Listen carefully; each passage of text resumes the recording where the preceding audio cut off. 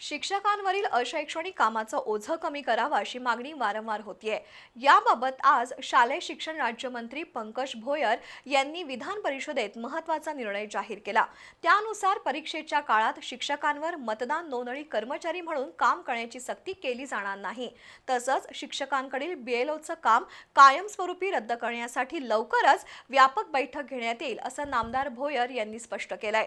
तसंच कायमस्वरूपी शिक्षकेतर कर्मचाऱ्यांना शिक्षक पदाची शैक्षणिक पात्रता मिळवल्यास त्याला शिक्षण सेवक म्हणून पुन्हा 3 वर्ष पूर्ण करावी लागणार नाहीत असाही निर्णय जाहीर करण्यात आलाय।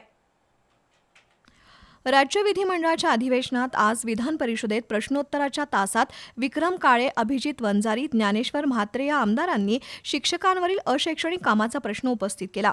शिक्षकांवरील अशैक्षणिक कामाचं ओझं कमी करावं, भटक्या कुत्र्यांची मोजणी करणं किंवा नसबंदी केलेल्या कुत्र्यांची मोजणी करण्याचे आदेश शिक्षकांना देऊ नयेत, बीएलओचं काम करण्याची सक्ती रद्द करावी अशा मागण्या केल्या होत्या। या पार्श्वभूमीवर शालेय शिक्षण राज्यमंत्री पंकज भोयर यांनी शिक्षकांना दिलासा देणारा निर्णय जाहीर केलाय। त्यानुसार यापुढे परीक्षेच्या काळात शिक्षकांना मतदान नोंदणीच्या कामाची सक्ती केली जाणार नाही। तसंच सर्व अशैक्षणिक कामं सामूहिक सुविधा केंद्र किंवा सेतूच्या माध्यमातून करण्याबाबत प्रयत्न केले जातील।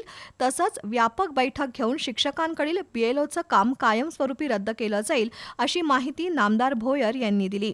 दुसरीकडे शिक्षण सेवकाचा कालावधी पूर्ण केलेल्या शिक्षकेतर कर्मचाऱ्यांना शिक्षक म्हणून नियुक्ती मिळवल्यास त्याला पुन्हा शिक्षण सेवक पदाचा कालावधी पूर्ण करण्याची गरज नाही असा महत्त्वपूर्ण निर्णय आज शालेय शिक्षण विभागानं जाहीर केलाय।